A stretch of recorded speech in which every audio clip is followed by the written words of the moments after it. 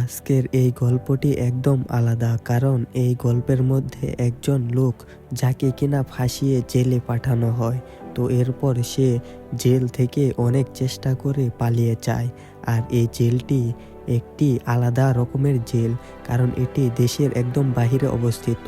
তো এরপর সে জেল থেকে পালিয়ে অনেক ধনসম্পদ পেয়ে যায়। তো এই গল্পটি এবং এই ঘটনাটি আজকে তুলে ধরবো। তো চ্যানেলটিকে সাবস্ক্রাইব করে আমাদের সাথে ভিডিও দেখা শুরু করুন। প্রথমে আমরা এই গল্পের মূল চরিত্র জয়কে দেখতে পাই, যে কিনা এক জায়গায় কাজ করত, আর তাকে সেখান থেকে কয়েকজন মিলে ফাঁসিয়ে এই জেলে পাঠিয়ে দেওয়া হয়। আর এই জেলটি ছিল অনেকটাই অত্যাধুনিক এবং অনেক নিরাপদ, কারণ এখান থেকে পালানো অনেকটাই কঠিন এবং প্রায় অসম্ভব। তো এরপর দেখা যায় তাকে জেলে বন্দি করা হয়, আর জেলের মধ্যে তাকে ছোট্ট একটি কামরা দেওয়া হয়, আর এখানে তার দিন কাটতে থাকে। আর তার জেলের মধ্যে সে সময় কাটানোর জন্য দেয়ালে বিভিন্ন ধরনের লেখা লিখতে থাকে। তো এরপর আস্তে আস্তে অনেক দিন কেটে যায়, প্রায় 12 বছর সে এই জেলের মধ্যে রয়েছে। তো কিছুদিন পরে সে হঠাৎ করে দেখতে পায় তার সেই ঘরের মেঝেতে একটি গর্ত হয়ে যাচ্ছে। তো এরপর এটি দেখে সে তো ভয় পেয়ে যায়। আসলে এই গর্তটি করে একজন লোক পালানোর চেষ্টা করছিল, কিন্তু সে ভুলবশত তার এই কামরায় চলে এসেছে। আর এই লোকটির নাম হলো রবার্ট। রবার্ট এই রুমের মধ্যে ঢোকার পরে তাদের সাথে আস্তে আস্তে অনেকটাই ভালো সম্পর্ক হয়ে যায়। তারা দুজন মিলে অনেকটা পরিমাণ সময় কাটাতে থাকে। তো একদিন জয় রবার্টের সম্পর্কে জানতে পারে রবার্ট কিনা একজন ভালো তরোয়ালবাজ ছিল। তো এরপরে জয় রবার্টের কাছে বায়না ধরে যে আমাকেও তুমি তরোয়ালবাজি শেখাও। তো এরপর সেখানে রবার্ট কোনো উপায় না পেয়ে রাজি হয়ে যায়। তো এরপর তারা বিভিন্ন ধরনের কাজকর্ম করতে থাকে। তো কিছুক্ষণ পরে রবার্ট তার মাথা থেকে চুল ছিঁড়ে সেখানের মধ্যে আগুন লাগায়, এবং সেই আগুন দিয়ে সে একটি মশাল বানায়। আর তারা তাদের সেই সুড়ঙ্গের কাজ সামনের দিকে এগিয়ে নিতে থাকে, কারণ এটি একমাত্র পথ যার মাধ্যমে তারা এই জেল থেকে পালাতে পারবে।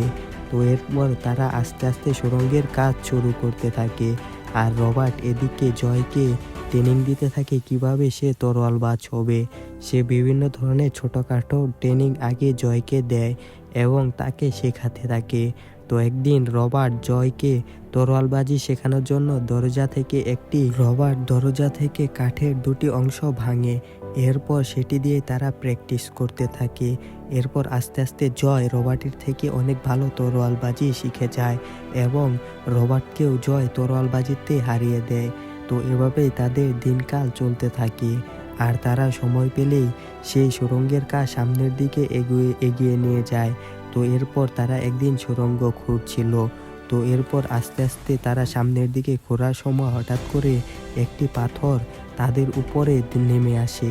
তো এই পাথরটি ডাইরেক্ট এসে রবার্টের বুকের ছাতির উপরে পড়ে, যে কারণে রবার্ট সেখানে অনেকটা আহত হয়ে যায়।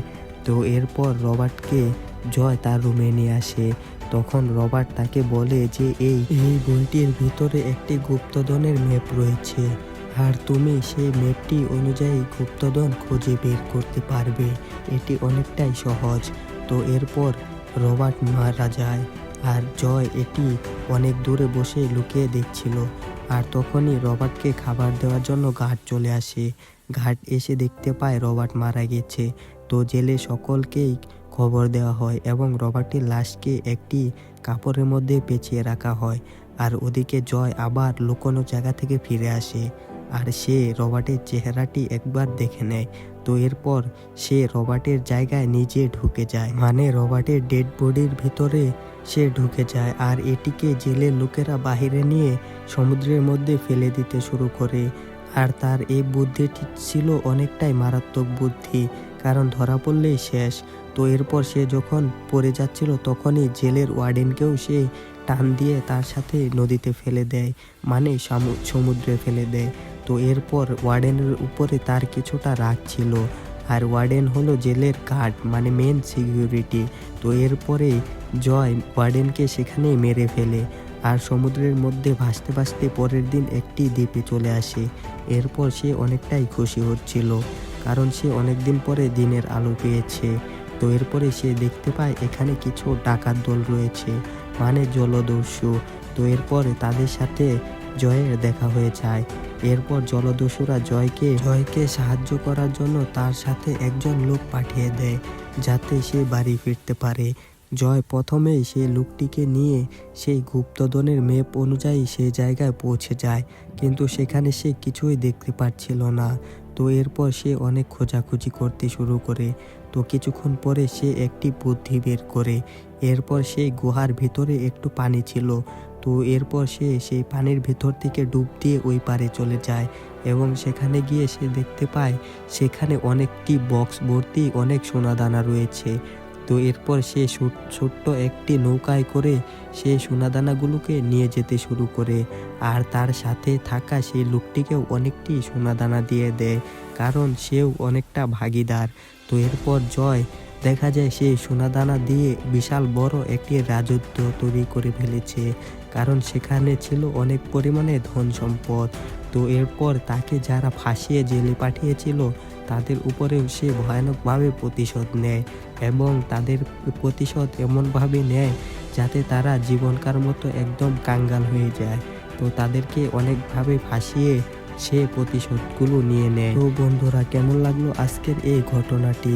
আমাদের চ্যানেলটিকে অবশ্যই সাবস্ক্রাইব করে দিবেন এবং ভিডিওটিতে একটি লাইক করে দিবেন, কারণ আমরা এরকম ভিডিও রেগুলার আপলোড করে থাকি।